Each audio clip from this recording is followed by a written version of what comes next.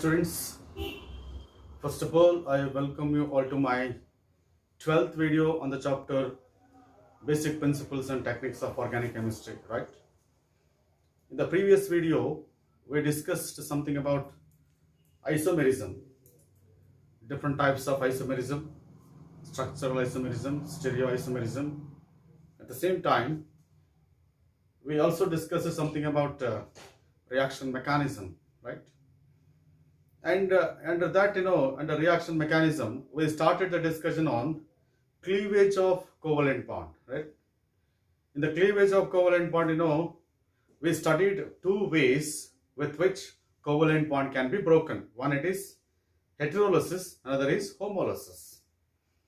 Heterolysis is unsymmetrical cleavage of covalent bond, where that is covalent bond will be broken in such a way that both the shared pair of electrons will be retained by one of the bonded atoms, and that is what we call it as heterolysis.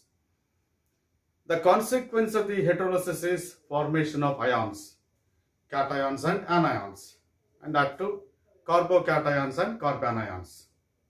Similarly, homolysis is symmetrical cleavage of covalent bond, where covalent bond will be broken in such a way that each bonded atom retains one electron of the shared pair of electrons, and that is what we call it as homolysis. That is symmetrical cleavage of covalent bond. The products of homolysis are free radicals. Products of homolysis are free radicals, right? These are the discussions that we had in the previous videos. In the today's discussion, we'll go for the reaction intermediates. As far as the chemical reaction is concerned, chemical reaction is characterized by substrate and reagent, right? There are two types of reactants that we will find in any chemical reaction, right? When reagent attacks the substrate, you are going to get products.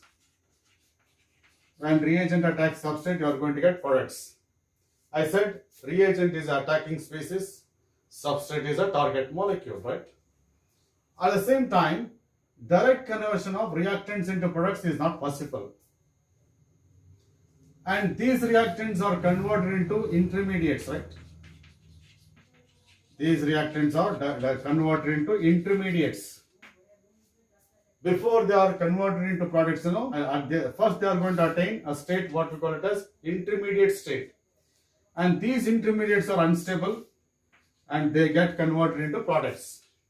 That's why I said intermediates are short-lived species. Their lifetime is very, very less. The reactants will be converted into intermediates before they are converted into products. That is one of the intermediate state that reactants are going to attain before they are converted into products, and that is called as intermediates. Alva? And today's video, I am going to discuss something about different types of intermediates that we come across in reaction mechanism, right? And of course, these intermediates are the consequences of homolysis and heterolysis. These intermediates are consequences of homolysis and heterolysis. When reagent attacks a substrate, the covalent bonds in a substrate are going to be broken. That covalent bond can be broken either by homolysis or heterolysis. That results in the formation of intermediates. We have different types of intermediates that we come across in any chemical reaction. And of course, the intermediates formed during chemical reactions are carbocations. One of the types of intermediates. Second type is carbanions. One more kind of intermediate. Third type is free radicals. These are the three types of intermediates that we come across in any organic reactions. Carbocations and carbanions, they are the products of heterolysis. That is, carbocations and carbanions are produced during heterolysis of covalent bond. Covalent bond heterolysis ಅಲ್ಲಿ participate ಮಾಡಿದಾಗ ನಮಗೆ carbocations ಮತ್ತೆ carbanions ಬರುತ್ತೆ. Free radicals are products of homolysis. That is, when covalent bond undergoes homolysis, you are going to get free radicals. So this is what we call it as different types of intermediates. ಅರ್ಥ ಆಯ್ತಲ್ವಾ? S, ನಮಗೆ ಮೂರು ರೀತಿ ಇರ್ತಕ್ಕಂಥ intermediates ಇದೆ. ಕಾರ್ಬೋಕ್ಯಾಟಯನ್ಸ್ ಅಂತ ಬರುತ್ತೆ, ಕಾರ್ಬಾನಯನ್ಸ್ ಅಂತ ಬರುತ್ತೆ, ಫ್ರೀ ರಾಡಿಕಲ್ಸ್ ಅಂತ ಬರುತ್ತೆ. ಇವೆಲ್ಲ ಫಾರ್ಮ್ ಆಗೋದು ಯಾವಾಗಪ್ಪ ಅಂದ್ರೆ ಕೋವಲೆಂಟ್ ಬಾಂಡ್ ಬ್ರೇಕ್ ಆದಾಗ. ಕೋವಲೆಂಟ್ ಬ್ರೇಕ್ ಆಗೋದು ಎರಡು ರೀತಿ ನಿಮಗೆ ಗೊತ್ತಿದೆ. ಹೆಟ್ರೋಲಿಸಿಸ್ ಮತ್ತೆ ಹೋಮೋಲಿಸಿಸ್ ಅಲ್ಲಿ ಕೋವಲೆಂಟ್ ಬಾಂಡ್ ಬ್ರೇಕ್ ಆಗುತ್ತೆ. If the covalent bond breaks through heterolysis, covalent bond ಏನಾದ್ರೂ ಹೆಟ್ರೋಲಿಸಿಸ್ ಇಂದ ಬ್ರೇಕ್ ಆದ್ರೆ ಕಾರ್ಬೋಕ್ಯಾಟಯನ್ಸ್ ಮತ್ತೆ ಕಾರ್ಬಾನಯನ್ಸ್ ಬರುತ್ತೆ. ಅದೇ ಕೋವಲೆಂಟ್ ಬಾಂಡ್ ಹೋಮೋಲಿಸಿಸ್ ಅಲ್ಲಿ ಬ್ರೇಕ್ ಆದ್ರೆ ಆಗ ನಮಗೆ ಫ್ರೀ ರಾಡಿಕಲ್ಸ್ ಬರುತ್ತೆ. ಹಾಗಾದ್ರೆ ನಾನೀಗ ಕಾರ್ಬೋಕ್ಯಾಟಯನ್ಸ್ ಅಂದ್ರೆ ಏನು, what are the types of carbocations, right? ಹೌದಾ, ನಾನೀಗ ಡಿಸ್ಕಸ್ ಮಾಡೋದು ಕಾರ್ಬೋಕ್ಯಾಟಯನ್ಸ್ ಅಂದ್ರೆ ಏನು, ಅದ್ರಲ್ಲಿ ಇರ್ತಕ್ಕಂಥ ಟೈಪ್ಸ್ ಯಾವ್ಯಾವಿದೆ, ಓಕೆನಾ? ಜೊತೆಗೆ ಅವುಗಳ ಸ್ಟ್ರಕ್ಚರ್ ಯಾವ ರೀತಿ ಇದೆ, ಅವುಗಳ ರಿಯಾಕ್ಟಿವಿಟೀಸ್ ಆಗಿದೆ, ಅವುಗಳ ಸ್ಟೆಬಿಲಿಟೀಸ್ ಆಗಿದೆ, ಅದ್ರ ಬಗ್ಗೆ ನಾನೀಗ ಡೀಟೇಲ್ ಆಗಿ ಡಿಸ್ಕಸ್ ಮಾಡ್ತೀನಿ, ಓಕೆನಾ? Look at this carbocation. Yes, as I already gave one example, right? CH3F ಅಂತ ಹೇಳಿದೆ, ಹೌದಾ? ಪ್ರೀವಿಯಸ್ ವಿಡಿಯೋದಲ್ಲಿ ಇದೇ ಎಕ್ಸಾಂಪಲ್ ಕೊಟ್ಟಿದ್ದೀನಿ, ಹೌದಾ? And of course, because that fluorine is more electronegative than carbon, the shared proper electrons will be moving towards fluorine, ಹೌದಾ? During cleavage of covalent bond, that results in the formation of, yes, it is CH3 plus and F minus. ಇದರ ಬಗ್ಗೆ ನಾವು previous ವಿಡಿಯೋದಲ್ಲಿ discuss ಮಾಡಿದ್ದೀವಿ. And this is CH3 plus, that is positive charge on the carbon atom, negative charge on the fluorine atom. Yes, and look at this group of atoms. This is a group of atoms. So the CH3 plus is a group of atoms in which positive charge is there on the carbon atom. Yes, ಈ group of atoms ಅಲ್ಲಿ positive charge carbon atom ಮೇಲಿದೆ, ಹೌದಾ? So for example ಇದೇ CH3 plus ಅನ್ನ ನಾನು ಹೀಗೆ ಬರಿಬಹುದಲ್ಲ, right? This is CH3, ಹೌದಾ? Positive charge is there on the carbon atom. You must write positive charge on the carbon atom at the head of the carbon atom. Yes, this is carbocation. This is a group of atom containing positively charged carbon in which there are 6 valence electrons around the carbon atom. Yes, there are 6 valence electrons. 6 valence electrons ಅಂತ ಹೆಂಗೆ ಹೇಳ್ತೀನಿ ನೋಡಿ, ಒಂದು bond ಇದೆ ಅಂದ್ರೆ 2 electrons ಇದೆ ಅಂತ ಅರ್ಥ.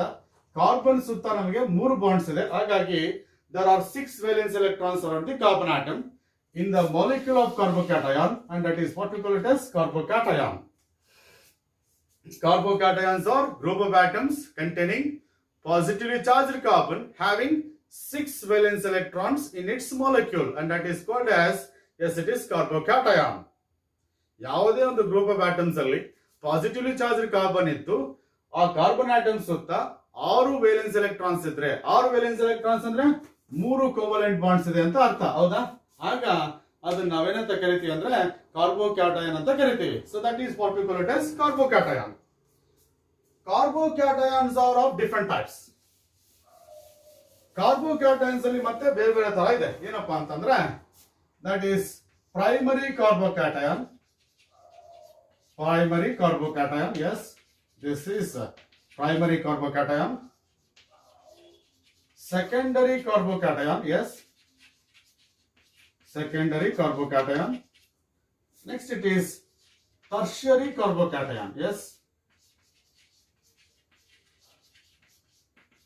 Primary carbocation, secondary carbocation and tertiary carbocation. These are the 3 types of carbocations that we come across in chemical reactions. Look at the primary carbocation, that is also represented by 1 degree carbocation anta ಕರೀತೀವಿ. Secondary carbocation na 2 degree carbocation anta ಕರೀತೀವಿ. Tertiary carbocation na 3 degree carbocation anta ಕರೀತೀವಿ. Look at in the case of primary carbocation, yes, that is this is a group of atom, right? No doubt at all. You have positively charged carbon. Yes, I give one more group of atoms, that is CH3. Yes, it is CH2, and it is, this is also, yes, it is group of atom, that is also carbocation, right? I'll give one more, that is CH3. Yes, it is CH2, and it is, yes, it is CH, and of course this is positively charged carbon. These are all the carbocations. Howda? Look at all these carbocations are called as primary carbocations because in these carbocations, ಇವೆಲ್ಲ ಕಾರ್ಬೋಕ್ಯಾಟಯನ್ಸ್ ಕೂಡ primary ಕಾರ್ಬೋಕ್ಯಾಟಯನ್ಸ್. ಯಾಕೆಂದ್ರೆ in these carbocations positively charged carbon atom is directly attached to one carbon atom or no carbon atom. Yes, ಈ primary ಕಾರ್ಬೋಕ್ಯಾಟಯನ್ಸ್ ಅಲ್ಲಿ positive charge ಅನ್ನು ಹೊಂದಿರತಕ್ಕಂತ carbon atom direct ಆಗಿ ಒಂದು carbon atom connect ಆಗಿರುತ್ತೆ, ಇಲ್ಲ ಅಂದ್ರೆ ಯಾವುದೇ ಕಾರ್ಬನ್ ಆಟಮ್ಗೆ ಕನೆಕ್ಟ್ ಆಗಿರೋಲ್ಲ. Yes, look at this. Here positively charged carbon is directly attached to only hydrogen atoms. No carbon atoms are directly attached to this positively charged carbon, therefore it is primary carbocation. Look at this. Positively charged carbon atom is directly attached to one carbon atom. ಹೌದಾ? Positively charged carbon atom is directly attached to one carbon atom. Therefore, this is also primary carbocation. Look at this. Here we have 3 carbon atoms, no doubt. But positively charged carbon atom is directly attached to one carbon. ಹೌದಾ? ಈ positively charge carbon ಇದೆಯಲ್ಲ direct ಆಗಿ ಒಂದು carbon connect ಆಗಿದೆ. ಇದನ್ನ ಲೆಕ್ಕಕ್ಕೆ ತಗೋಬಾರ್ದು, because this carbon atom is not directly attached to this carbon. ಹೌದಾ? This carbon atom is not directly attached to the positively charge carbon. Positive charge ಅನ್ನು ಹೊಂದಿರತಕ್ಕಂತ ಕಾರ್ಬನ್ ಆಟಮ್ ಡೈರೆಕ್ಟ್ ಆಗಿ ಒಂದು ಕಾರ್ಬನ್ ಆಟಮ್ಗೆ ಅಥವಾ ಯಾವುದೇ ಕಾರ್ಬನ್ ಆಟಮ್ಗೆ ಕನೆಕ್ಟ್ ಆಗದಿದ್ರೆ ಅಂತ carbocation ಅನ್ನ ಪ್ರೈಮರಿ ಕಾರ್ಬೋಕ್ಯಾಟನ್ ಅಂತ ಕರಿತೀವಿ. The carbocations in which positively charged carbon atom is directly attached to the one carbon atom or no carbon atom, and that is called as primary carbocation. This is methyl carbocation. ನಿಮಗೆ ಗೊತ್ತಿದೆ CH3 group ಅನ್ನ methyl ಅಂತ ಕರಿತೀವಲ್ವಾ, ಹಾಗಾಗಿ this is methyl carbocation. This is ethyl carbocation. This is propyl carbocation. Yes, ethyl carbocation ಅಂತ ಕರಿತೀವಿ, ಇದನ್ನ ethyl carbocation ಅಂತ ಕರಿತೀವಿ, ಇದನ್ನ ಪ್ರೊಪೈಲ್ ಕಾರ್ಬೋಕ್ಯಾಟನ್. ಯಾಕಂದ್ರೆ 3 ಕಾರ್ಬನ್ ಆಟಮ್ ಇದೆ, ಇಲ್ಲಿ 2 ಇದೆ, ಇಲ್ಲಿ 1 ಇದೆ. So this is what we call it as primary carbocations. In the case of secondary carbocations, look at this. In the case of secondary carbocation, yes, positively charged carbon atom is directly attached to the 2 carbon atoms. ನೋಡಿ, this is positively charged carbon atom. ಹೌದಾ? That is directly attached to the 1 and 2. ಹೌದಾ? 2 carbon atoms ಗೆ positive charge ಅನ್ನು ಹೊಂದಿರತಕ್ಕಂತ carbon atom direct ಆಗಿ connect ಆಗಿದ್ರೆ ಅದನ್ನ secondary carbocation ಅಂತ ಕರಿತೀವಿ. The secondary carbocations are the carbocations in which positively charge carbon atom is directly attached to the 2 other carbon atoms. That is secondary carbocation. This is isopropyl carbocation ಅಂತ ಕರಿತೀವಿ. ಏನಂತ ಕರಿತೀವಿ? Isopropyl carbocation ಅಂತ ಕರಿತೀವಿ. ಇನ್ನು example ಕೊಡಬಲ್ಲೆ ನಾನು. That is CH3. Yes, it is CH plus and of course CH2 and it is CH3. ಇಲ್ಲಿ ನೋಡಿ, here also we have positively charged carbon. Yes, this is positively charged carbon. ಹೌದಾ? This is directly attached to 1 and 2. You should not consider this carbon atom because it is not directly attached to this carbon. ಹೌದಾ? And only 2 carbon atoms are directly attached to the positively charged carbon, and therefore it is secondary carbocation. And of course this is butyl carbocation or secondary butyl carbocation, we call it as. This is secondary butyl carbocation ಅಂತ ಕರಿತೀವಿ. secondary butyl, butyl carbocation. Yes, ಅರ್ಥ ಆಯ್ತು ಅನ್ಕೋತೀನಿ. And look at this in the case of tertiary carbocations. In the case of tertiary carbocation, positively charged carbon atom is directly attached to the 3 other carbon atoms. Here we have positively charged carbon. Yes, this is directly attached to the 3 carbon atoms. ಹೌದಾ? And that's why I called it as tertiary carbon. ಹೌದಾ? Tertiary carbon ಅಂದ್ರೆ ಏನು? Carbon atom directly attached to the 3 other carbon atoms. ಹಾಗಾಗಿ ಇದು tertiary butyl group we call it as. This is tertiary butyl group. Yes, this is tertiary butyl group. So this is what we call it as different types of carbocations. Okay na? ನೋಡಿ, ನೀವು ಯಾವುದೇ ಬೇರೆ groups ಅನ್ನ ತಲೆ ಕೆಡಿಸ್ಕೋಬಾರ್ದು. Look at this. ಇದು ಒಂದು carbocation. S, ಇದು ಒಂದು ಕಾರ್ಬೋಕ್ಯಾಟಯನ್. ಹೌದಾ? ಈ ಕಾರ್ಬೋಕ್ಯಾಟಯನ್ ಗೆ ಡೈರೆಕ್ಟ್ ಆಗಿ ಒಂದು ಕಾರ್ಬನ್ ಮಾತ್ರ ಕನೆಕ್ಟ್ ಆಗಿದೆ. ಹೌದಾ? This positively charged carbon is directly attached to 1 carbon, therefore it is primary. This is primary. ಅದೇ ನೋಡಿ, ಹೀಗಿದ್ರೆ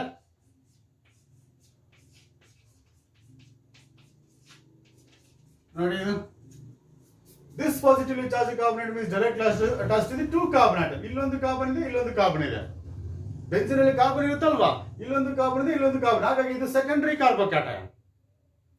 ಹಾಗಾಗಿ whenever you are identifying the types of carbocations, you just observe how many carbon atoms are directly attached to the positively charged carbon atom.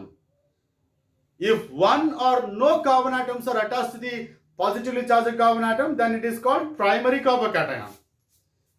If two carbon atoms are directly attached to the positively charged carbon, that is secondary carbocation. If 3 carbon atoms are directly attached to the positively charged carbon, it is tertiary carbocation. Yes, so this is what we call it as primary, secondary and tertiary carbocations. Athaita ankothini, okay na? And as per your NCERT textbook now, you are supposed to arrange these carbocations in the increasing or decreasing order of their reactivities athava stabilities. Nodi, now let us see stability order of carbocations. Yes, stability order of carbocations ಅಂತ ಬರುತ್ತೆ. First ನಾನು ಹೇಳ್ತೀನಿ stability ಅಂದ್ರೆ ಏನು ಅನ್ನೋ ಪ್ರಶ್ನೆ ಅಲ್ವಾ.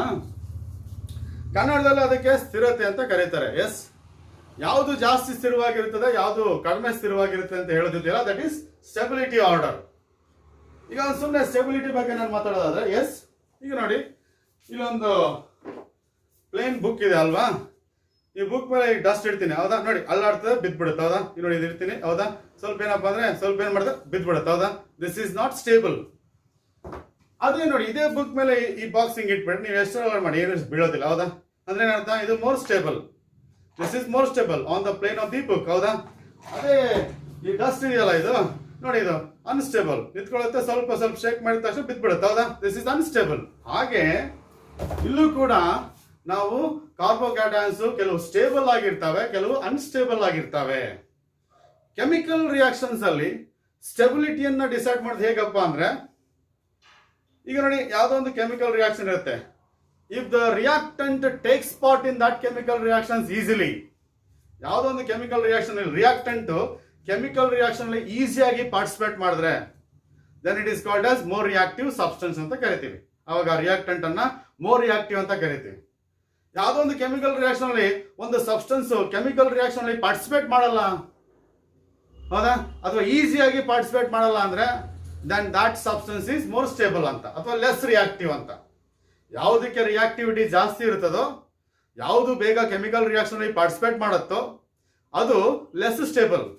ಯಾವುದು ಕೆಮಿಕಲ್ ರಿಯಾಕ್ಷನ್ ಅಲ್ಲಿ ಈಸಿಯಾಗಿ ಪಾರ್ಟಿಸಿಪೇಟ್ ಮಾಡಲ್ವೋ ಅದು ಮೋರ್ ಸ್ಟೇಬಲ್ ಅಂತ ಅರ್ಥ.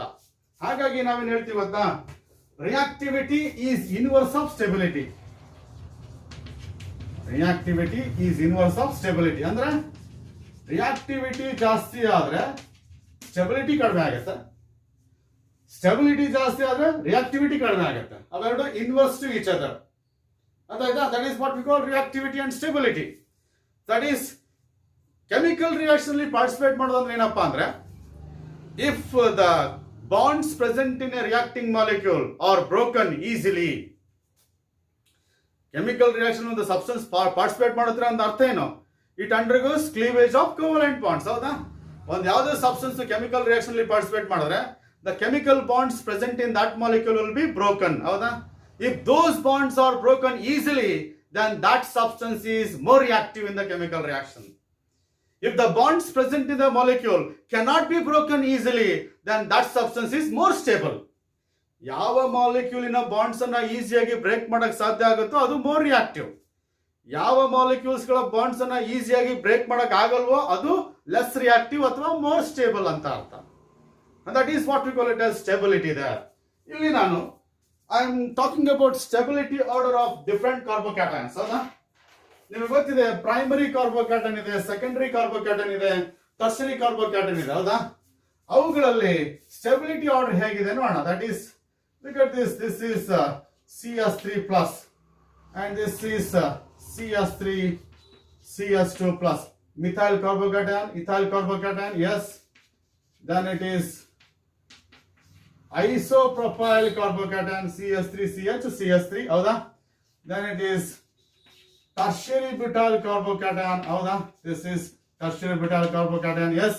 ನಾವು ಹೇಳಿದ್ವಿ ಇವೆರಡು ಕೂಡ ಪ್ರೈಮರಿ ಕಾರ್ಬೋಕ್ಯಾಟಯಾನ್, ಇದೇನಿದು ಸೆಕೆಂಡರಿ ಕಾರ್ಬೋಕ್ಯಾಟಯಾನ್, ಇದೇನಿದು tertiary carbocation.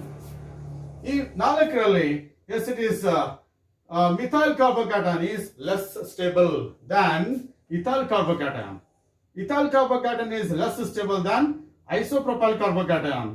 Isopropyl carbocation is less stable than tertiary butyl carbocation. ಅಂದ್ರೆ tertiary butyl carbocation is highly stable. Methyl carbocation is least stable. ಅಥವಾ primary carbocations are less stable than secondary. Secondary are more stable, less stable than tertiary. ಹೌದಾ? ಈ 4 ಕಾರ್ಬೋಕ್ಯಾಟನ್ಸ್ ಅಲ್ಲಿ tertiary ಕಾರ್ಬೋಕ್ಯಾಟನ್ಸ್ ಅಂತ ನಾನು ಹೇಳಿದಲ್ಲ, ಅದು ತುಂಬಾ ಸ್ಟೇಬಲ್, ಅಂದ್ರೆ ಲೀಸ್ಟ್ ರಿಯಾಕ್ಟಿವ್ ಅಂತ ಅರ್ಥ. ಇಲ್ಲಿ ಬಾಂಡ್ಸ್ ಅನ್ನ ಈಸಿಯಾಗಿ ಬ್ರೇಕ್ ಮಾಡಕ್ ಆಗಲ್ಲ ಅಂತ ಅರ್ಥ. ಆದ್ರೆ ಇಲ್ಲಿ ಬಾಂಡ್ಸ್ ಅನ್ನ ಈಸಿಯಾಗಿ ಬ್ರೇಕ್ ಮಾಡಬಹುದು ಅಂತ ಅರ್ಥ. ಅಥವಾ ಇದು ಕೆಮಿಕಲ್ ರಿಯಾಕ್ಷನ್ ಅಲ್ಲಿ ಬೇಗ ಪಾರ್ಟಿಸಿಪೇಟ್ ಮಾಡಲ್ಲ ಅಂತ ಅರ್ಥ. ಆದ್ರೆ ಇದು ಕೆಮಿಕಲ್ ರಿಯಾಕ್ಷನ್ ಅಲ್ಲಿ ಬೇಗ ಪಾರ್ಟಿಸಿಪೇಟ್ ಮಾಡುತ್ತೆ. ನಾನು ಹೇಳಿದ್ನಲ್ಲ, ಸ್ಟೆಬಿಲಿಟಿ ಜಾಸ್ತಿ ಆದ್ರೆ ರಿಯಾಕ್ಟಿವಿಟಿ ಕಡಿಮೆ ಆಗುತ್ತೆ. ಇಲ್ಲಿ ಸ್ಟೆಬಿಲಿಟಿ ಕಡಿಮೆ ಇದೆ, ರಿಯಾಕ್ಟಿವಿಟಿ ಜಾಸ್ತಿ ಆಗುತ್ತೆ. ಹಾಗಾಗಿ ದಿಸ್ ಇಸ್ ಸ್ಟೆಬಿಲಿಟಿ ಆರ್ಡರ್. ಅಥವಾ ಈಗ ಹೇಳ್ಬೋದು, tertiary carbocations are more stable than secondary. Secondary carbocations are more stable than primary. ಹೌದಾ? This is stability order. ಹೌದಾ? ಓಕೆನಾ? ಯಾಕೆ ಈ ಆರ್ಡರ್ ಬರುತ್ತೆ ಅಂತ ಹೇಳೋದನ್ನ ಮುಂದಿನ ಡಿಸ್ಕಷನ್ಸ್ ಅಲ್ಲಿ ಮಾತಾಡ್ತೀವಿ. ಈಗ ನಾನು ಹೇಳಿದೆ tertiary carbocations are more stable ಅಂದಾಗ ರೀಸನ್ ಅನ್ನ ಮುಂದಿನ ಕ್ಲಾಸ್ಗಳಲ್ಲಿ ಅದನ್ನ ಹೇಳ್ತೀವಿ. ಈಗ ಇಷ್ಟನ್ನು ಮಾತ್ರ ನೀವು ತಿಳ್ಕೊಳ್ಳೋದು ಒಳ್ಳೇದು. ಓಕೆನಾ?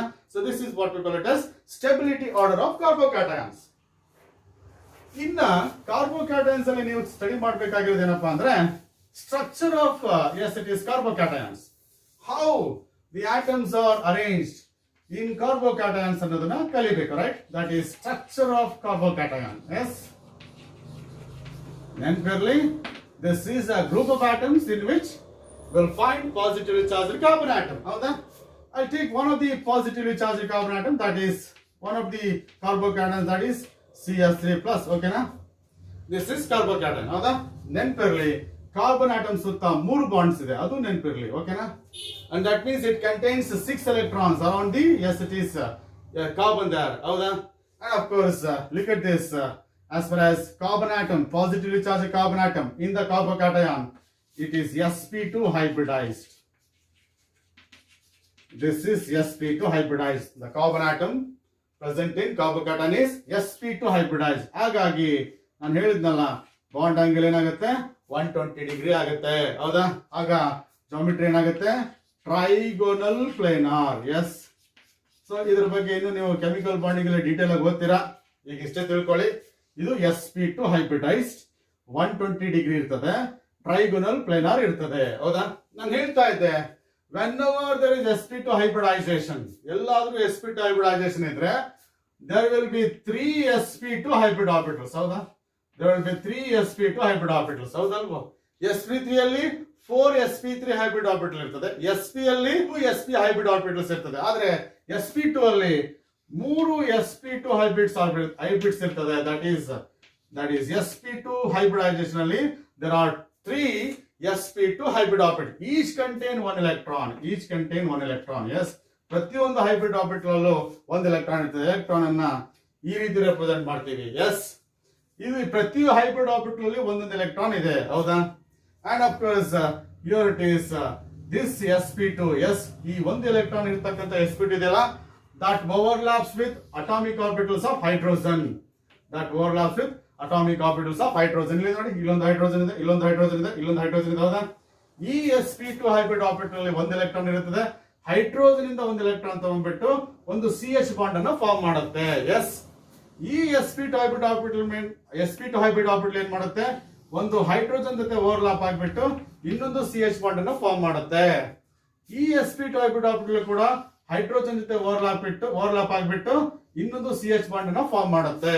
ಹಾಗಾದ್ರೆ in the case of carbocation there are, yes it is 3 CH sigma bonds. ಹೌದಾ? ಅದು CH ಆಗ್ಬೋದು, CC ನೂ ಆಗ್ಬೋದು. ಹೌದಾ? 3 CH bonds ಇದೆ, ಸಿಗ್ಮಾ ಬಾಂಡ್ಸ್ ಇದೆ. ಹೌದಾ?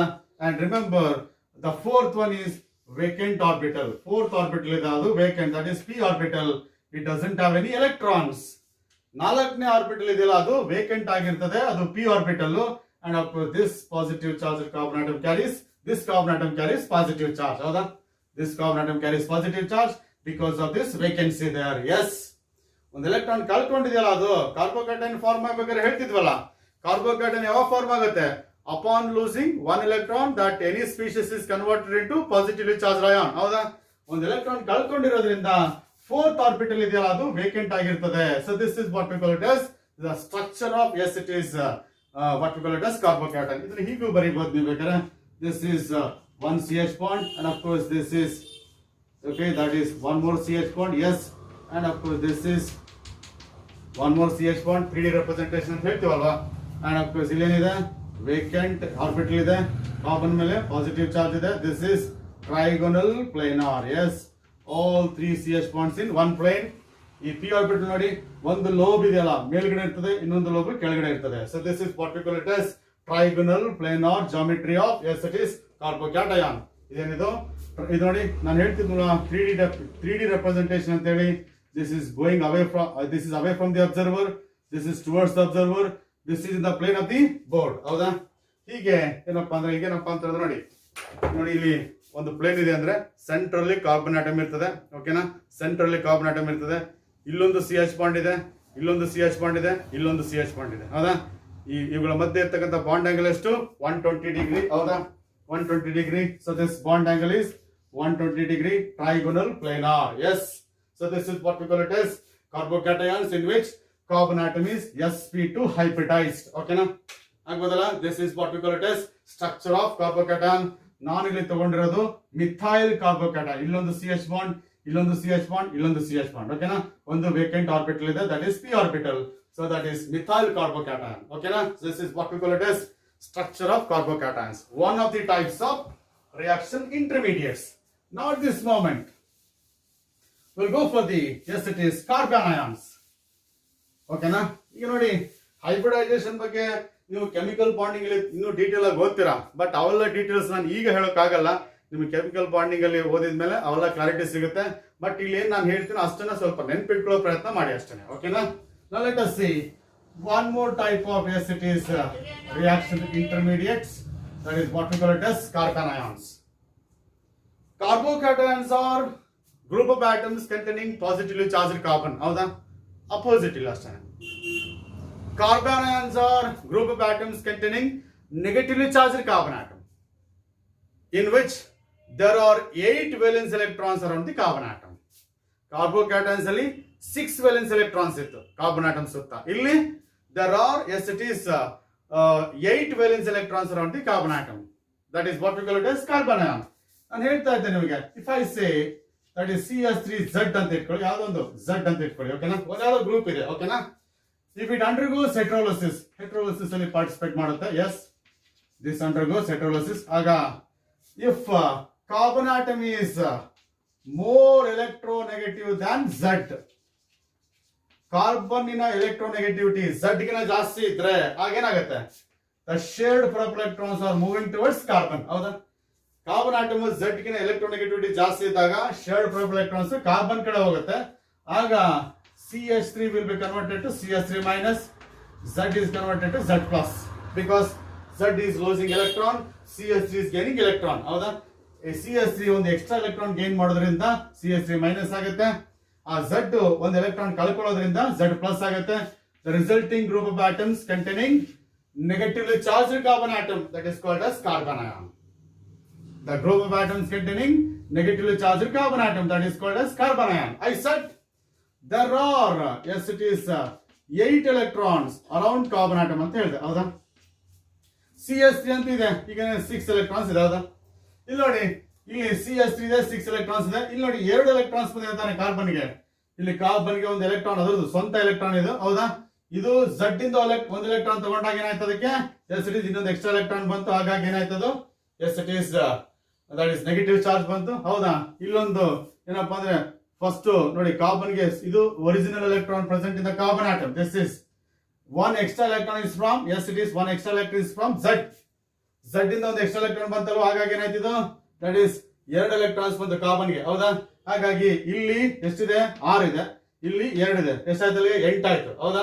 ಈ 8ರಲ್ಲಿ ಓಕೆನಾ, ಒಂದು ಕಾರ್ಬನ್ಗೆ ಎಕ್ಸ್ಟ್ರಾ ಇರೋದ್ರಿಂದ ಏನಾಯ್ತು? We write negative charge over the carbon atom. ಈ 8 ಎಲೆಕ್ಟ್ರಾನ್ಸ್ ಅಲ್ಲಿ ಒಂದು ಕಾರ್ಬನ್ ಆಟಮ್ ಕಾರ್ಬನ್ಗೆ ಎಕ್ಸ್ಟ್ರಾ ಇರೋದ್ರಿಂದ ಏನಾಯ್ತು? that carbon atom carries negative charge, and this is what we call it as carbon ion. That is group of atoms in which a group of atoms containing negatively charged carbon atom, group of atoms containing negatively charged carbon atom having 8 electrons. ಇಲ್ಲಿ 6 ಇದೆ, ಇಲ್ಲಿ 2 ಇದೆ, minus ಅಲ್ಲಿ 2 ಇದೆ. ಯಾಕಂದ್ರೆ 2 ಯಾಕೆ ಬಂತು ಅಂದ್ರೆ ಇಲ್ಲಿ ಒಂದು ಎಲೆಕ್ಟ್ರಾನ್ ಆಲ್ರೆಡಿ ಬಂದಿದೆ ಕಾರ್ಬನ್ಗೆ, ಇನ್ನೊಂದು ಎಕ್ಸ್ಟ್ರಾ Z ಇಂದ ಬಂದಿದೆ. ಹಾಗಾಗಿ ಟೋಟಲ್ 2 ಪ್ಲಸ್ 6 8, ಒಂದು ಎಕ್ಸ್ಟ್ರಾ ಇರೋದ್ರಿಂದ -1 ಬರೀತೀವಿ. 2 ಎಕ್ಸ್ಟ್ರಾ ಇದ್ರೆ -2 ಬರೀತೀವಿ. ಇಲ್ಲಿ ಒಂದೇ ಎಕ್ಸ್ಟ್ರಾ ಆಗಿರೋದ್ರಿಂದ -1 ಬರೀತೀವಿ. ಹಾಗಾಗಿ this is called as carbon ion. Carbon ion ಕೂಡ ನಮಗೆ ಡಿಫರೆಂಟ್ ಟೈಪ್ಸ್ ಇದೆ. Even in carbon ions, we have different types. Primary carbon ions, secondary carbon ions, and yes, it is tertiary carbon ions. Look at this. This is CS3 minus. This is CS3, CS2 minus. This is CS3, CH minus CS3. One more, that is CS3, and of course CS3, then CS3, and negative charge on the carbon atom. Look at this. These are all carbon ions, but these two are what they are, primary carbon ions. Here, negatively charged carbon atom is directly attached to no carbon or one carbon. The carbon ions in which negatively charged carbon atom is directly attached to one carbon or no carbon, that is primary carbon ion. Illi negatively charged carbon atom is directly attached to the two carbon atoms. Negatively charged carbon atom is directly attached to the two carbons, then it is called a secondary carbon ion. This is secondary carbon ion. In the case of tertiary carbon ion, negatively charged carbon atom is directly attached to the three carbon atoms. Negatively charged carbon atom is directly attached to the three carbon atoms, then it is tertiary carbon ion. So this is what we call it as different types of carbon ions. Okay na? And remember, as far as the stability order is concerned, now ಕಾರ್ಬೋಕ್ಯಾಟಯನ್ಸ್ ಅಲ್ಲಿ ಹೇಗೆ stability order ನೋಡಿದ್ವು, ಇಲ್ಲೂ ಕೂಡ stability order ಇದೆ. ಆದ್ರೆ this is exactly opposite to the carbocations. ಇಲ್ಲಿ ನಿಮ್ಗೆ ಗೊತ್ತಿದೆ CS3 minus CS3 plus carbocations ಅಲ್ಲಿ primary carbocations are least stable. ಆದ್ರೆ ಇಲ್ಲಿ primary carbanions are more stable than secondary carbanions. CS3 minus is more stable than CS3, CS2 minus ethyl carbon ion. This is more stable than isopropyl carbon ion. This is more stable than tertiary butyl carbon ion. Yes, name adane. This is methyl carbon ion. This is ethyl carbon ion. Yes, this is isopropyl carbon ion. Yes, this is tertiary butyl carbon ion. Yes, tertiary butyl carbon ion. ಹೌದಾ? ಆದ್ರೆ ಇವೆರಡು ಏನಿವು? Primary more stable than secondary, more stable than tertiary. This is the stability order. Carbocations ಅಲ್ಲಿ ಏನಾಗಿತ್ತು? Primary was less stable than secondary, secondary was less stable than tertiary. ಎಲ್ಲಿ? Carbocations ಅಲ್ಲಿ. ಅದರ opposite ಏನು? Carbon ions ಅಲ್ಲಿ reverse ಆಗುತ್ತೆ. Primary is more stable than secondary, secondary is more stable than tertiary. ಈ ತರ ಸ್ಟೆಬಿಲಿಟಿ ಆರ್ಡರ್ ಇದೆ. ಇದಕ್ಕೆ ಕಾರಣ ನಾನು ಮತ್ತೆ ಹೇಳ್ತಿದ್ದೀನಿ, ಮುಂದಿನ ಟಾಪಿಕ್ಸ್ ಅಲ್ಲಿ ಇದಕ್ಕೆ ಕಾರಣ ಏನು ಅಂತ ಹೇಳ್ಬಿಟ್ಟು ನಾವು ಎಕ್ಸ್ಪ್ಲೈನ್ ಮಾಡ್ತೀವಿ ಒಂದು ಸಪರೇಟ್ ಡಿಸ್ಕಷನ್ ಅಲ್ಲಿ. ಈಗ ಇಷ್ಟನ್ನ ಮಾತ್ರ ನೆನ್ಪಿಟ್ಕೊಳ್ಳಿ. ಓಕೆನಾ? This is what we call it as carbon ions. And just like carbocations, we are supposed to study structure of carbon ion. ಈಗ ಕಾರ್ಬನ್ ಅಯಾನ್ ಸ್ಟ್ರಕ್ಚರ್ ಹೇಗಿರುತ್ತೆ ನೋಡೋಣ. ಓಕೆನಾ? Yes, that is structure of carbon ion. Structure of carbon ion. Look at this. This is carbon attached to 3 hydrogen atoms, and of course this is negative charge. Howda? In the case of carbon ions, carbon atom is sp3 hybridized. Carbon atom is sp3 hybridized. Ade carbocation alli sp2 hybridized. Howda? And of course 8 electrons around the valence shell. Howda? ಹೌದಲ್ವಾ?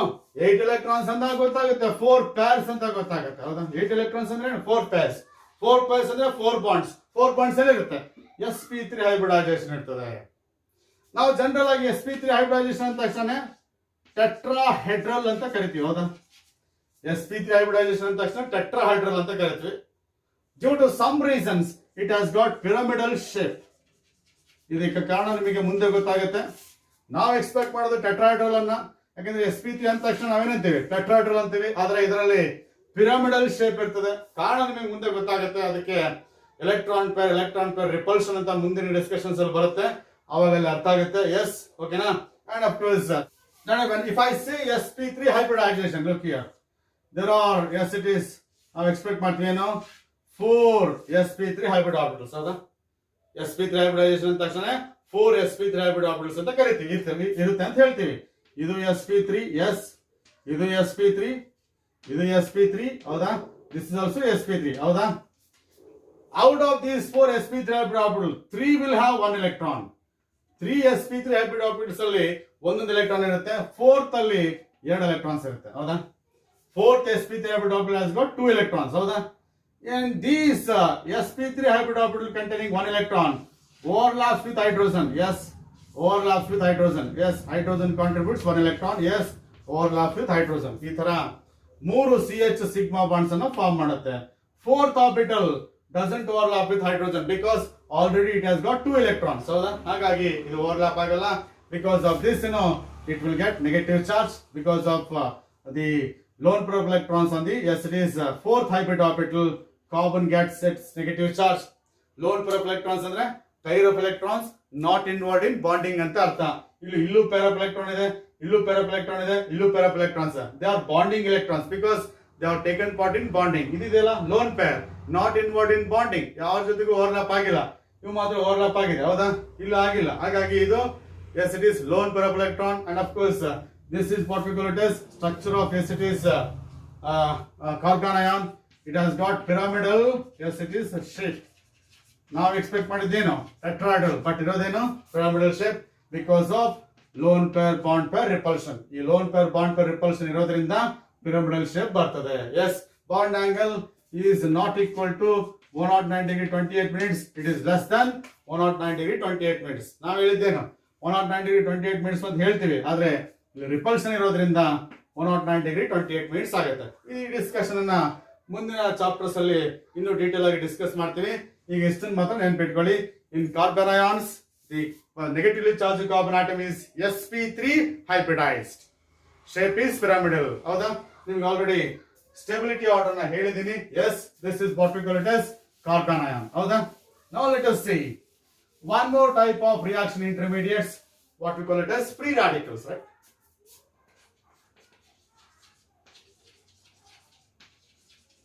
ನಾನು ಹೇಳ್ತಾ ಇದ್ದೆ free radicals are products of homolysis, ಹೌದಾ?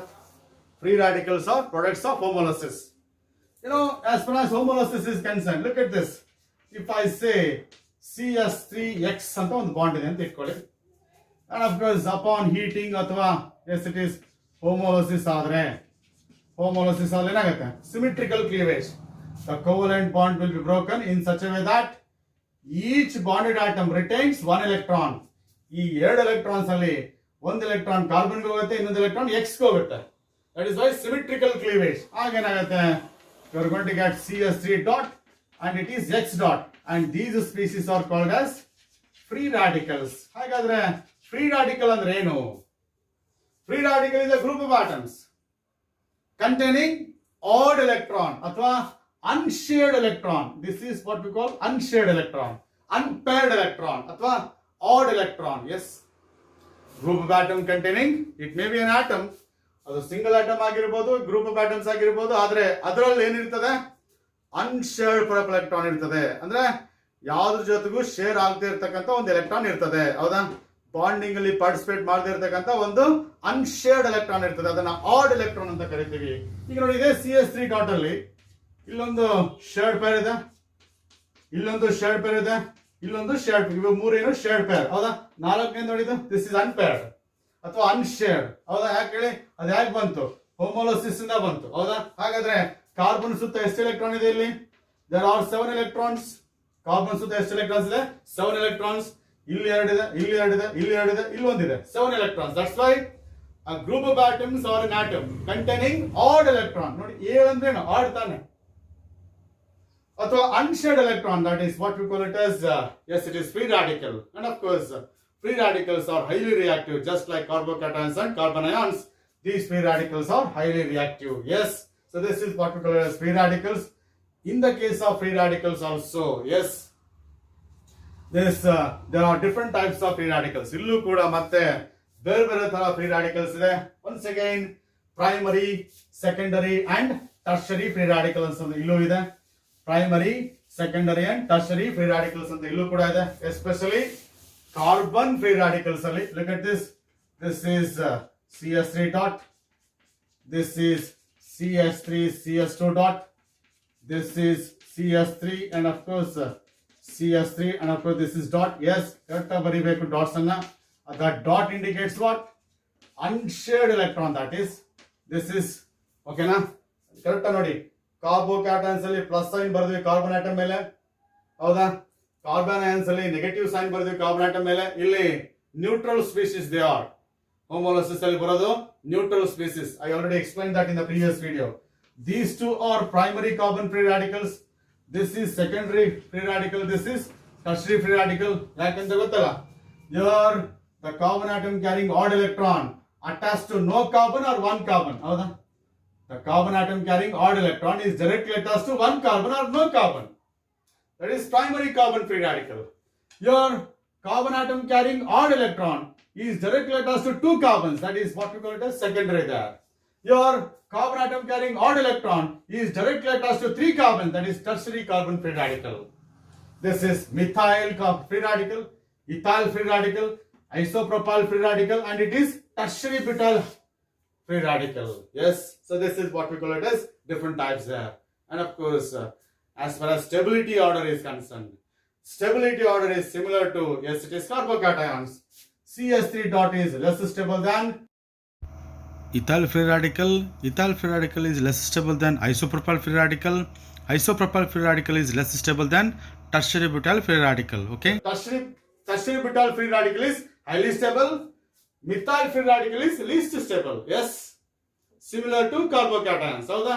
ಮತ್ತೆ ಹೇಳ್ತಾ ಇದ್ದೀನಿ, ಇದಕ್ಕೆ ಕಾರಣಗಳನ್ನ ನಾವು ಮುಂದಿನ ಡಿಸ್ಕಷನ್ಸ್ ಅಲ್ಲಿ ಡಿಸ್ಕಸ್ ಮಾಡ್ತೀವಿ. ಓಕೆನಾ? This is what we call it as stability order. ಓಕೆನಾ? And of course here also in the case of carbon free radicals, carbon atom is sp2 hybridized.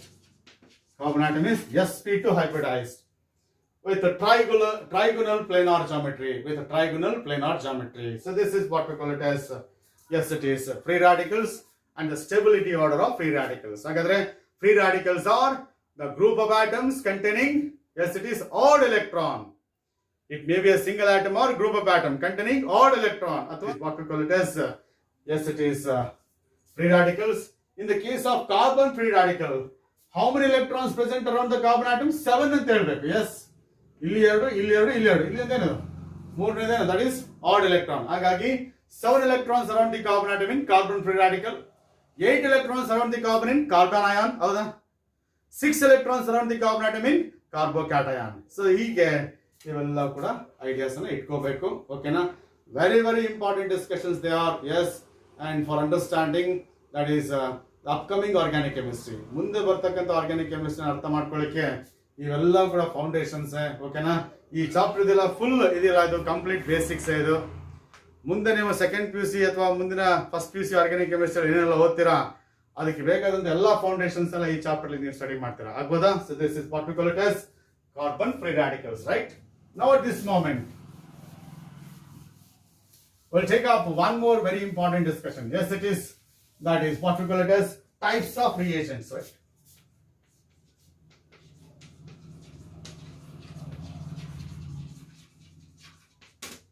Types of reagents. ನಾನು ಹೇಳ್ತಾ ಇದ್ದೆ ನಿಮಗೆ, ಯಾವುದೇ chemical reaction ತಗೊಂಡ್ರು ಕೂಡ ಒಂದು substrate ಇರುತ್ತೆ, ಇನ್ನೊಂದು ರಿಯೇಜೆಂಟ್ ಇರುತ್ತೆ ಅಂತ ಹೇಳಿದೆ. ಹೌದಾ? ಒಂದು ಸಬ್ಸ್ಟ್ರೇಟ್ ಇರುತ್ತೆ, ಇನ್ನೊಂದು ರಿಯೇಜೆಂಟ್ ಇರುತ್ತೆ ಅಂತ ಹೇಳಿದೆ. ಹೌದಾ? ಓಕೆನಾ? ಈ ರಿಯೇಜೆಂಟ್ಸ್ ಅಲ್ಲಿ ಮತ್ತೆ ರಿಯೇಜೆಂಟ್ ಅಂದ್ರೆ ಏನು? ಅಟ್ಯಾಕಿಂಗ್ ಸ್ಪೀಸೀಸ್ ಅಂತ ಕರಿತೀವಿ. ಎಸ್, ರಿಯೇಜೆಂಟ್ಸ್ ಏನ್ ಮಾಡ್ತವೆ? ಸಬ್ಸ್ಟ್ರೇಟ್ ಅನ್ನ ಅಟ್ಯಾಕ್ ಮಾಡ್ತವೆ. ರಿಯೇಜೆಂಟ್ ಇದೆ, ಸಬ್ಸ್ಟ್ರೇಟ್ ಅಂತ ಇಟ್ಕೊಳ್ಳಿ, ಒಂದು ಯಾವ್ದೋ ಸಬ್ಸ್ಟ್ರೇಟ್ ಅಂತ ಇಟ್ಕೊಳ್ಳಿ. ಇದಕ್ಕೆ ಏನಪ್ಪ ಅಂದ್ರೆ ರಿಯೇಜೆಂಟ್ ಅಂತ. ದಿಸ್ ಇಸ್ ರಿಯೇಜೆಂಟ್ ಅಲ್ಲಿ 2 ತರ ಇದೆ, E ಪ್ಲಸ್ ಮತ್ತೆ Nu ಮೈನಸ್ ಅಂತ ಇಟ್ಕೊಳ್ಳಿ. Yes, these two are reagents. ಓಕೆನಾ? ಸಬ್ಸ್ಟ್ರೇಟ್ ಅಲ್ಲಿ ಏನಾಗುತ್ತೆ ಗೊತ್ತಾ? ಈ ತರ ಕೆಲವು ಕಡೆ ಮೈನಸ್ ಚಾರ್ಜ್ ಇರುತ್ತೆ, ಕೆಲವು ಕಡೆ ಪ್ಲಸ್ ಚಾರ್ಜ್ ಇರುತ್ತೆ ಸಬ್ಸ್ಟ್ರೇಟ್ ಅಲ್ಲಿ. ಎಸ್, ಓಕೆನಾ? Substrate is characterised by positively charged centres as well as negatively charged centers. Substrate ಅಲ್ಲಿ ಪಾಸಿಟಿವ್ಲಿ ಚಾರ್ಜ್ ಸೆಂಟರ್ಸ್ ಇರುತ್ತೆ, ನೆಗೆಟಿವ್ಲಿ ಚಾರ್ಜ್ ಸೆಂಟರ್ಸ್ ಇರ್ತದೆ. ಓಕೆನಾ? ಈ ಸಬ್ಸ್ಟ್ರೇಟ್ ಏನ್ ಮಾಡುತ್ತೆ, ರಿಯೇಜೆಂಟ್ ಅಟ್ಯಾಕ್ ಮಾಡುತ್ತೆ. ಇವೆರಡು ರಿಯೇಜೆಂಟ್ಸ್ ಇದೆಯಲ್ಲ, ಇ ಪ್ಲಸ್ ಇದೆಯಲ್ಲ, ಇದು ಇ ಪ್ಲಸ್ ಏನ್ ಮಾಡುತ್ತೆ, ನೆಗೆಟಿವ್ ಸೆಂಟರ್ನ ಅಟ್ಯಾಕ್ ಮಾಡುತ್ತೆ. ಎನ್ ಯು ಮೈನಸ್ ಇದೆಯಲ್ಲ, ಅದು ಪಾಸಿಟಿವ್ ಸೆಂಟರ್ನ ಅಟ್ಯಾಕ್ ಮಾಡುತ್ತೆ. ಅದು ನ್ಯಾಚುರಲ್ ಫಿನಾಮಿನಾ, ಹೌದಾ? ಅದು ನೈಸರ್ಗಿಕ ಸತ್ಯ. ಅದು ಯಾಕೆ ಹೇಳಿ, always plus attacks minus, minus attacks plus, ಹೌದು ತಾನೆ? Positive charge always attacks negative centre, negative charge always attacks positive centre. ಹೀಗೆ that is positively charged species are going to attack negative centers of the substrate, negatively charged reagents are attacking positive centers of the substrate. ಹೌದಾ? So this is what we call it as the actual process that is going on in chemical reactions. Chemical reactions ಅಲ್ಲಿ ಈ ತರ ಒಂದು process ಯಾವತ್ತೂ ನಡೀತಾನೆ ಇರ್ತದೆ. ಓಕೆನಾ? ಹಾಗಾದ್ರೆ what are these two types of reagents ಅಂತ ನೀವು ಪ್ರಶ್ನೆ ಮಾಡಿದ್ರೆ, ಓಕೆನಾ, depending upon the nature of the reagents we have two types of reagents. One it is electrophiles, another is nucleophiles. And of course what I have written here, E plus ideyala, that is called as electrophile. This is called as electrophile. One of the, yes it is reagents. This is called nucleophile. ಇದನ್ನ electrophile ಅಂತ ಕರಿತೀವಿ, ಇದನ್ನ nucleophile ಅಂತ ಕರಿತೀವಿ. ಈ word ಅಲ್ಲಿ ಅರ್ಥ ಇದೆ ನೋಡಿ, that is electron lovers ಅಂತ ಅರ್ಥ. Electrophiles ಅಂದ್ರೆ electron lovers, they love electrons. That's why this electrophile attacks negative center. Negative center ಅಲ್ಲಿ ಏನಿರುತ್ತೆ, electrons ಜಾಸ್ತಿ ಇರ್ತದೆ. ಎಲ್ಲಿ ನೆಗೆಟಿವ್ ಸೆಂಟರ್ ಇರ್ತದೆ ಅಲ್ಲಿ ಎಲೆಕ್ಟ್ರಾನ್ಸ್ ಜಾಸ್ತಿ ಇರ್ತದೆ, ಹೌದಾ? ಎಲ್ಲಿ ಪಾಸಿಟಿವ್ ಸೆಂಟರ್ ಇರ್ತದೆ ಅಲ್ಲಿ ಎಲೆಕ್ಟ್ರಾನ್ಸ್ ಕಡಿಮೆ ಇರ್ತದೆ. ಇಲ್ಲಿ ನೆಗೆಟಿವ್ ಸೆಂಟರ್ ಹಾಕಿ ಬರ್ತೀನಿ ನಾನು, ಇಲ್ಲಿ ಎಲೆಕ್ಟ್ರಾನ್ಸ್ ಜಾಸ್ತಿ ಇದೆ, ಅದಕ್ಕೋಸ್ಕರ ಇಲ್ಲಿ ಪಾಸಿಟಿವ್ ಸೆಂಟರ್ ಹಾಕಿ ಬರ್ತೀನಿ, ಇಲ್ಲಿ ಎಲೆಕ್ಟ್ರಾನ್ಸ್ ಕಡಿಮೆ ಇದೆ. ಹಾಗಾಗಿ this is nucleophile because it loves nucleus. Nucleus lovers. It loves nucleus. Nucleus ಅಂತ ತಕ್ಷಣ ಯಾವ ಚಾರ್ಜ್ ನೆನಪು ಬರುತ್ತೆ ನಿಮಗೆ? ನ್ಯೂಕ್ಲಿಯಸ್ ಅಂತ ತಕ್ಷಣ what is the charge of nucleus? Positive charge, ಹೌದಾ? Because nucleus contains protons. ಹಾಗಾಗಿ ಇದು ನೆಗೆಟಿವ್ಲಿ ಚಾರ್ಜ್ ಸ್ಪೀಸೀಸ್ ಆಗಿರೋದ್ರಿಂದ ಇಟ್ ಅಟ್ಯಾಕ್ಸ್ ಪಾಸಿಟಿವ್ ಸೆಂಟರ್, ಹೌದಾ? This is positive centre of the substrate. And of course this is called nucleophiles. It loves nucleus. It loves nucleus, but it loves electrons. Electrophile loves electrons, whereas nucleophile loves, yes, it is nucleus. ಹಾಗಾದ್ರೆ what are these electrophiles ಅಂತ ನೀವು ಪ್ರಶ್ನೆ ಹಾಕಿದ್ರೆ, I said already they love electrons. ಅವುಗಳ electrons ನ love ಮಾಡಿ, they have got great affinity for the electrons. ಯಾಕೆ ಅಂದ್ರೆ they don't have electrons. Why they yes it is why they love electrons ಅಂತ ಪ್ರಶ್ನೆ ಮಾಡಿದ್ರೆ, because they are deficient with electrons. ಇವು ಯಾಕೆ ಎಲೆಕ್ಟ್ರಾನ್ಸ್ ನ ಲವ್ ಮಾಡ್ತವೆ ಅಂದ್ರೆ ಅವುಗಳಲ್ಲಿ ಎಲೆಕ್ಟ್ರಾನ್ಸ್ ಗಳ ಕೊರತೆ ಇದೆ, ಅವುಗಳಲ್ಲಿ ಎಲೆಕ್ಟ್ರಾನ್ಸ್ ಗಳ ಕೊರತೆ ಇದೆ. ಹಾಗಾಗಿ they love electrons, they are deficient with electrons. ಹಾಗಾಗಿ electrophiles are electron deficient species. They are electron deficient species. They are electron deficient species. ಇವುಗಳಲ್ಲಿ ಎಲೆಕ್ಟ್ರಾನ್ಗಳ ಕೊರತೆ ಇದೆ, ಇವುಗಳಲ್ಲಿ ಸಫಿಷಿಯಂಟ್ ಎಲೆಕ್ಟ್ರಾನ್ಸ್ ಇಲ್ಲ. ಅದಕ್ಕೆ ಅವುಗಳು ಎಲೆಕ್ಟ್ರಾನ್ಸ್ ನ ಹುಡುಕೊಳ್ತಾ ಹೋಗ್ತವೆ. ಯಾವಾಗ ಅಷ್ಟೇನೆ, ನಾವು ಅಷ್ಟೇ, ನಮ್ಮ ಹತ್ರ ಏನಿರಲ್ವೋ ಅದನ್ನ ಹುಡುಕೋತಾ ಹೋಗ್ತೀವಿ, ಹೌದಾ? ನಮ್ಮ ಹತ್ರ ಇರೋದ್ರ ಬಗ್ಗೆ ನಾವು ಯಾವತ್ತೂ ಯೋಚನೆ ಮಾಡಲ್ಲ. ನಮ್ಮ ಹತ್ರ ಏನಿಲ್ವೋ ಅದನ್ನ ಹುಡುಕ್ತಾ ಹೋಗ್ತೀವಿ, ಹೌದಾ? ಹೌದು ತಾನೆ? ಯಾವಾಗ ಒಬ್ಬನಿಗೆ ಹಸಿವೆ ಆಗಿರುತ್ತೋ ಅವನಿಗೆ ಊಟ ಬೇಕು ಹೊರತಾಗಿ ಬೇರೆ ಏನ್ ಕೊಟ್ಟರು ಅವನಿಗೆ ಇಷ್ಟ ಆಗಲ್ಲ, ಹೌದಾ? ಹಸಿವೆ ಆದವನಿಗೆ ಊಟ ಬೇಕು, ಅವ್ನು ಊಟ ಬಿಟ್ಟು ಬೇರೆ ನೀವು ಏನ್ ಕೊಟ್ಟರು ಕೂಡ ಅವ್ನಿಗೆ ಇಷ್ಟ ಆಗಲ್ಲ. ಹಾಗಾಗಿ ನಮಗೆ ಏನಿಲ್ವೋ ಅದನ್ನ ಹುಡುಕ್ತಾ ಹೋಗ್ತೀವಿ, ಹೌದಾ? ಇಲ್ಲೂ ಕೂಡ ಅಷ್ಟೇನೆ, electrophiles love electron because they are deficient with electrons. Nucleophiles love nucleus. ಯಾಕೆ? They have got sufficient electrons. Nucleophiles ಅಲ್ಲಿ ಎಲೆಕ್ಟ್ರಾನ್ಸ್ ಜಾಸ್ತಿ ಇದೆ. They have got sufficient electrons, therefore they love nucleus. ಇವುಗಳ ಎಲೆಕ್ಟ್ರಾನ್ಸ್ ಜಾಸ್ತಿ ಇದೆ, ಹಾಗಾಗಿ ಎಲೆಕ್ಟ್ರಾನ್ಸ್ ನ ಲವ್ ಮಾಡಲ್ಲ ಅವು. Instead they love nucleus. ಹಾಗಾಗಿ nucleophiles are electron rich species, electrophiles are electron deficient species. ಅದನ್ನ ಕರೆಕ್ಟ್ ಆಗಿ ನೀವು ಕ್ಲಾರಿಟಿ ಇಟ್ಕೋಬೇಕು. Electrophiles electron lovers. Y? Because they are deficient with electrons. ಯಾಕೆ ಅವುಗಳು ಎಲೆಕ್ಟ್ರಾನ್ಸ್ ನ ಲವ್ ಮಾಡ್ತವೆ ಅಂದ್ರೆ ಅವುಗಳಲ್ಲಿ ಎಲೆಕ್ಟ್ರಾನ್ಸ್ ಗಳ ಕೊರತೆ ಇದೆ. Nucleophiles they love nucleus, positive centre. Positive centres ಅಲ್ಲಿ ಎಲೆಕ್ಟ್ರಾನ್ ಗಳ ಕೊರತೆ ಇದೆ ತಾನೆ ಇಲ್ಲಿ ಸಬ್ಸ್ಟ್ರೇಟ್ ಅಲ್ಲಿ. ಹಾಗಾಗಿ These nucleophiles, they are electron rich, therefore they attack. Yes, it is positively charged centers in substrate, and that is what we call it as electrophiles and nucleophiles. Now let us see one by one. So what are these electrophiles? Examples for the electrophiles, and of course that is first of all electrophiles. Electrophiles ಅನ್ನ ಬರಿಬೇಕಾದ್ರೆ general ಆಗಿ ನಾನು E plus ಅಂತ ಬರಿತೀನಿ. ಹಾಗಂದ ತಕ್ಷಣ ಅವುಗಳಿಗೆ positive charge ಇದೆ ಅಂತ ಅಲ್ಲ, ಆದ್ರೆ ಅವುಗಳಲ್ಲಿ ಎಲೆಕ್ಟ್ರಾನ್ಗಳ ಕೊರತೆ ಅಂತೂ ಇದೆ. ಅವುಗಳಲ್ಲಿ ಎಲೆಕ್ಟ್ರಾನ್ ಕೊರತೆ ಇದೆ. So electrophiles are electron deficient species. Electrophiles are electron deficient species. Deficiency ಅಂದ್ರೆ ಕೊರತೆ ಅಂತ. ಅವುಗಳಲ್ಲಿ there is a shortage of electrons for them. ಇವುಗಳಿಗೆ ಎಲೆಕ್ಟ್ರಾನ್ಸ್ ಗಳ ಶಾರ್ಟೇಜ್ ಇದೆ. ಹಾಗಾಗಿ electrophiles R positively charged species R neutral molecules. ಇವುಗಳು ಪಾಸಿಟಿವ್ಲಿ ಚಾರ್ಜ್ಡ್ ಸ್ಪೀಸೀಸ್ ಆಗಿರ್ಬೋದು, ಇಲ್ಲ ಅಂದ್ರೆ ನ್ಯೂಟ್ರಲ್ ಮಾಲಿಕ್ಯೂಲ್ಸ್ ಆಗಿರ್ಬೋದು. But they are characterised by electron deficient centres in their molecules. ಅವುಗಳಲ್ಲಿ ಎಲೆಕ್ಟ್ರಾನ್ಗಳ ಡೆಫಿಷಿಯನ್ಸಿ ಇದೆ. They are characterised by electron deficient centers in their molecules, and they are called as electrophiles. And of course I said they may be positively charged or may be neutral. ಹೌದಾ, ಅವುಗಳಿಗೆ positive charge ಇರಬಹುದು, ಇಲ್ಲ ಅಂದ್ರೆ neutral ಆಗಿರಬಹುದು. ನಾನೀಗ positively charge electrophiles ಬಗ್ಗೆ example ಕೊಡ್ತೀನಿ.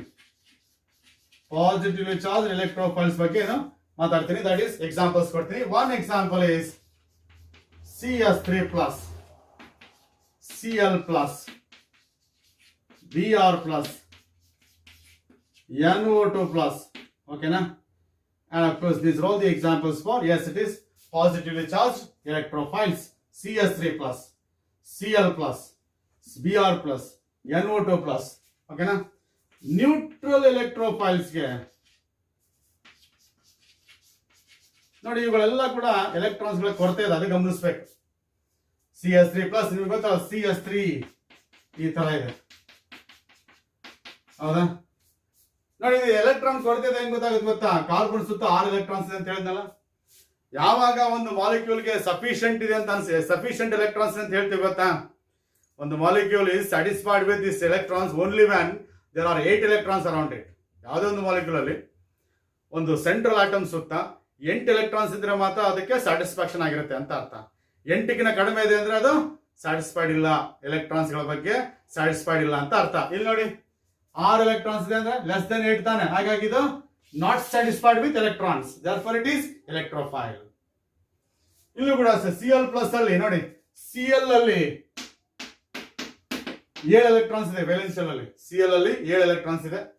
ಒಂದು ಹೋಗ್ಬಿಟ್ರೆ ಏನಾಗುತ್ತೆ, ಪ್ಲಸ್ ಆಗ್ಬಿಡುತ್ತೆ. ಆಗ ಎಸ್ ಆಯ್ತು, 6 ಆಯ್ತು. therefore not satisfied with its electrons, so that is electrophile. ಹೌದಾ, this is electrophile. Electrophiles are maybe positively charged or neutral. Neutral ಬಂದಾಗ boron trifluoride, aluminum chloride, ferric chloride, sulfur trioxide, these are all electrophiles.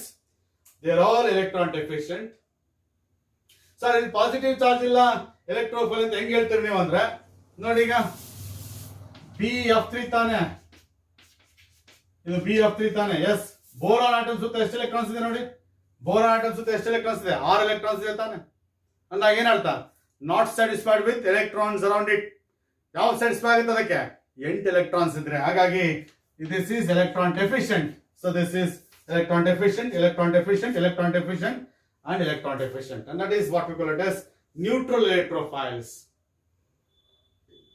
ಅರ್ಥ ಆಯ್ತು ಅನ್ಕೋತೀನಿ. Yes, so electrophiles are the atoms or group of atoms with electron deficient centers, may be positively charged or neutral molecules characterized by electron deficient centers, and they are not satisfied with the number of electrons in their, number of valence electrons in their molecules.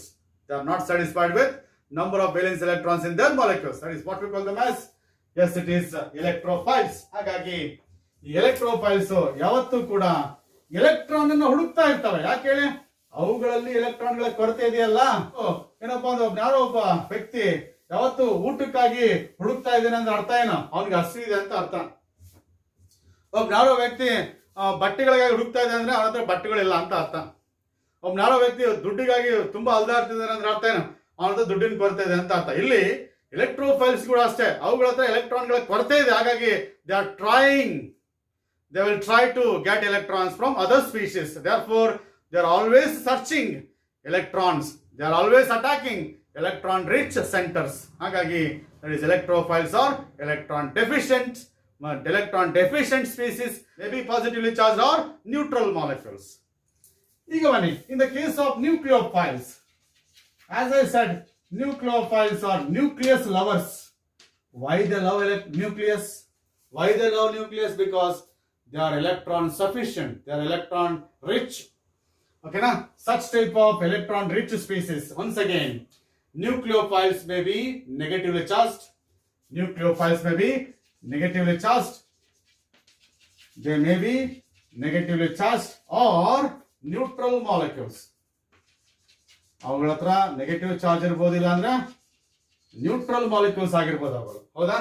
May be negatively charge or you can say neutral molecules characterized by electron rich centers. ಈ molecules ಅಲ್ಲಿ, ಈ nucleophiles ಅಲ್ಲಿ electron rich centers ಇರ್ತದೆ. They have got sufficient electrons, they have got extra pair of electrons. ಇವುಗಳಿಗೆ ಅಗತ್ಯಕ್ಕಿಂತ ಜಾಸ್ತಿ electrons ಇವುಗಳಲ್ಲಿ ಇರ್ತದೆ, ಅಗತ್ಯಕ್ಕಿಂತ ಜಾಸ್ತಿ ಎಲೆಕ್ಟ್ರಾನ್ಸ್ ಈ ಮಾಲಿಕ್ಯೂಲ್ಸ್ ಅಲ್ಲಿ ಇರ್ತದೆ. ಹಾಗಾಗಿ ಅವುಗಳು ಬೇರೆಯವ್ರಿಗೆ ಯಾರಿಗಾದ್ರೂ ಎಲೆಕ್ಟ್ರಾನ್ಸ್ ಬೇಕಾದ್ರೆ ಕೊಡ್ಲಿಕ್ಕೆ ಟ್ರೈ ಮಾಡ್ತವೆ, because they have got extra pair of electrons. ಇವುಗಳಲ್ಲಿ ಅಗತ್ಯಕ್ಕಿಂತ ಹೆಚ್ಚು ಎಲೆಕ್ಟ್ರಾನ್ಸ್ ಇರೋದ್ರಿಂದ ಅವುಗಳನ್ನು ನಾವು ಬೇರೆಯವ್ರಿಗೆ ಕೊಡೋ ಪ್ರಯತ್ನ ಮಾಡ್ತಿರ್ತವೆ. ಹಾಗಾಗಿ ನ್ಯೂಕ್ಲಿಯೋಫೈಲ್ಸ್, ಓಕೆನಾ, they are electron rich species, May be negatively charge R neutral molecules. Example ಬೇಕಾದ್ರೆ OH minus, Cn minus, Nc minus, CS3, COO minus. Okay na? Now you can say that is NH2 minus. These are all, yes, it is negatively charged nucleophiles. ಎಲ್ಲವೂ ಕೂಡ ನೋಡಿ negative charge ಇದೆ. They are all negatively charged nucleophiles. ಹೌದಾ? Or you can say you can go for even H minus also. This is also hydride ಅಂತ ಕರಿತೀವಿ. ಓಕೆನಾ? H minus is hydride. OH minus is hydroxide. This is cyanide, isocyanide, acetate, amide ಅಂತ ಕರಿತೀವಿ. ಓಕೆನಾ? Neutral ಅಲ್ಲಿ water, alcohol, ಹೌದಾ? Ether, S, ಆಮೇಲೆ ammonia, ಆಮೇಲೆ ಮಿಥೈಲ್ ಅಮೈನ್. ನೋಡಿ ಗಮನಿಸಿ, ಇವೆಲ್ಲವೂ ಕೂಡ ಇವುಗಳಿಗೆ ಚಾರ್ಜಸ್ ಇಲ್ಲ, ನೆಗೆಟಿವ್ ಚಾರ್ಜ್ ಇಲ್ಲ, ಆದ್ರೆ neutral, but they have got extra pair of electron. ಹೌದಾ? ಒಂದು ಆಟಮ್ ಮೇಲೆ ಏನಿರ್ತದೆ, ಎಕ್ಸ್ಟ್ರಾ ಪೇರ್ ಆಫ್ ಎಲೆಕ್ಟ್ರಾನ್ಸ್ ಇರೋದ್ರಿಂದ ಇವೆಲ್ಲವೂ ಕೂಡ ಏನು, as it is they're all neutral nucleophiles. Water, methyl alcohol, ether, dimethyl ether, ammonia, methyl amine, they're all examples for neutral nucleophiles. ಓಕೆನಾ? Neutral nucleophiles. ಇದು negatively charged nucleophiles. What I said, nucleophiles are electron rich species. They may be positive, they may be negatively charged or neutral molecules characterized by electron rich centers ಅಥವಾ characterized by extra pair of electrons. So that is what we call it as nucleophiles. So electrophiles and nucleophiles, they are all, yes, it is the reagents, two types of reagents that we come across in, yes, it is any chemical reaction. ನೋಡಿ ಇಲ್ಲೊಂದು question ಇದೆ.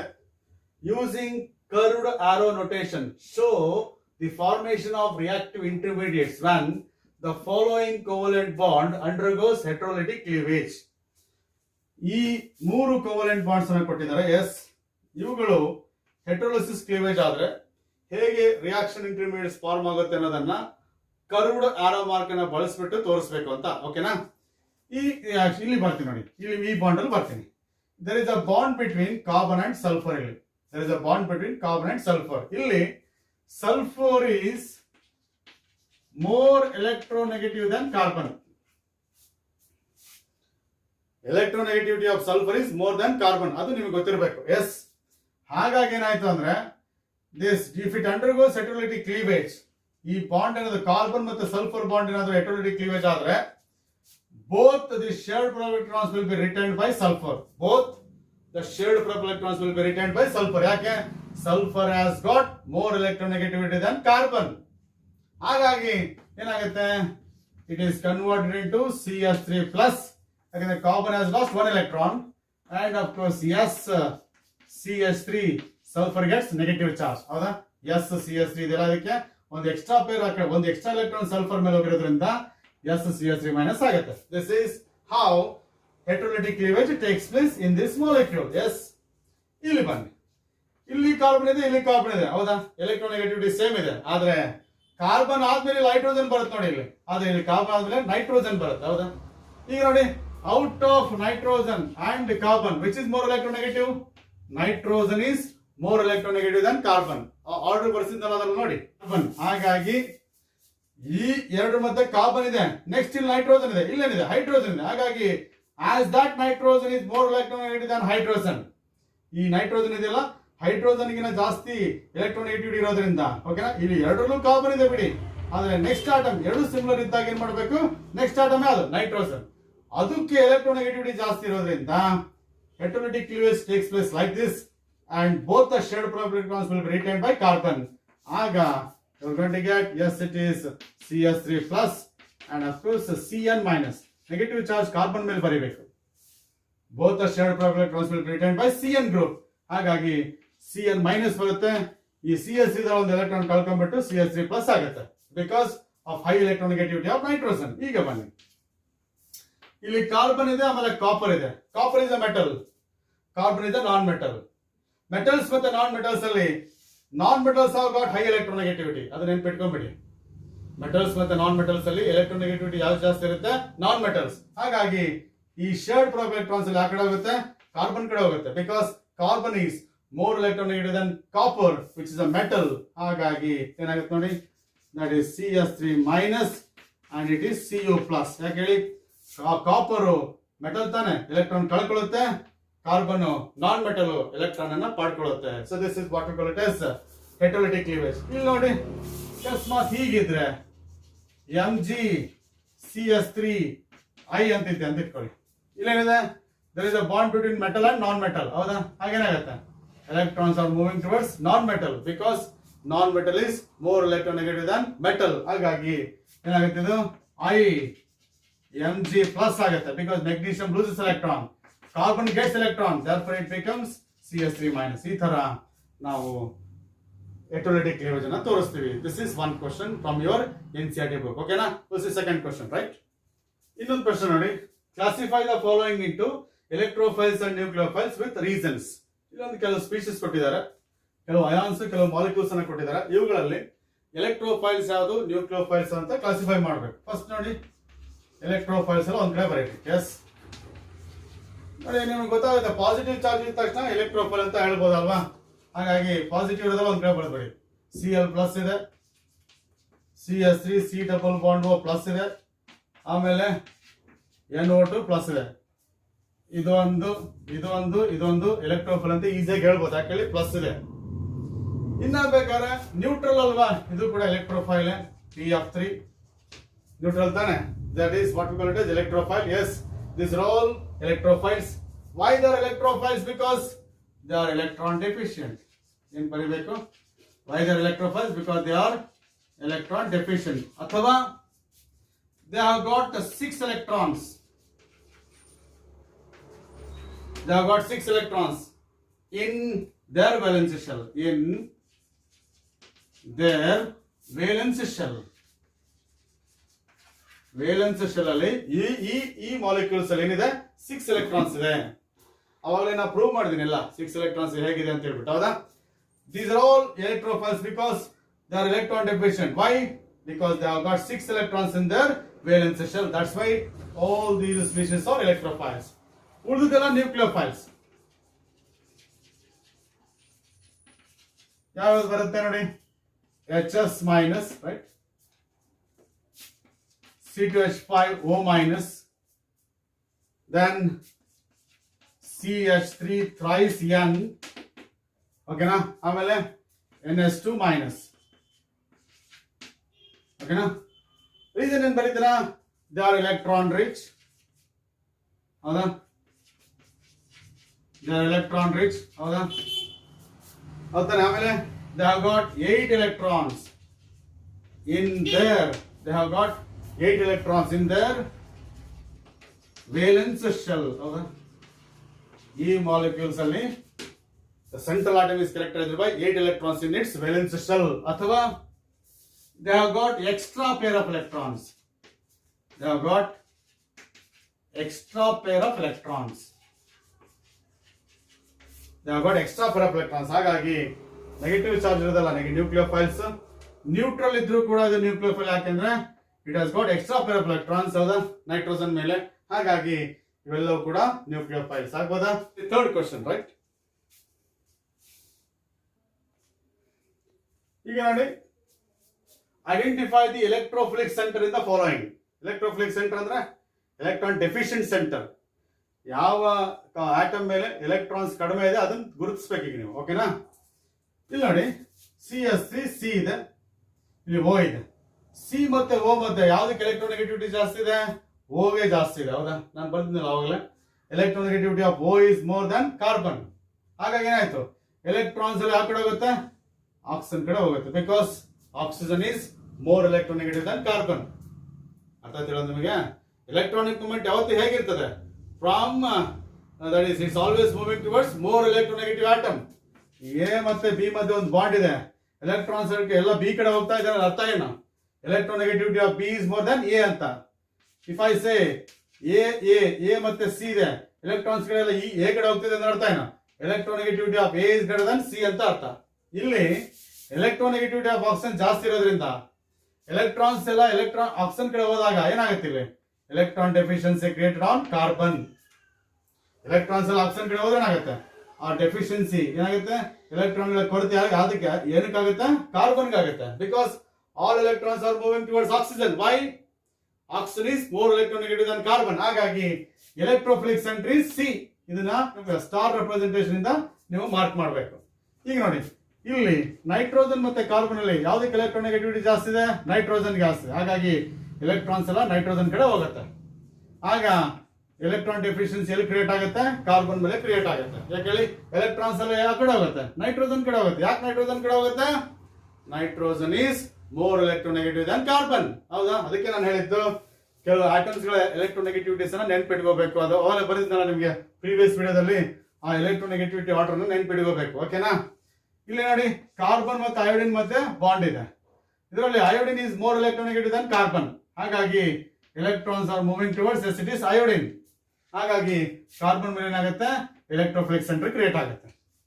Carbon ಮೇಲೆ electrophilic centre deficiency create ಆಗುತ್ತೆ. ಯಾಕೆ ಹೇಳಿ? Electrons ಎಲ್ಲ iodine ಕಡೆ ಹೋಗುತ್ತೆ. ಹಾಗಾಗಿ electrophilic centre is carbon here. Here also carbon, this carbon, here also this carbon. ಇದನ್ನ ಈ ಸ್ಟಾರ್ ರೆಪ್ರೆಸೆಂಟೇಷನ್ ಇಂದ ನೀವೇನ್ ಮಾಡಬೇಕು?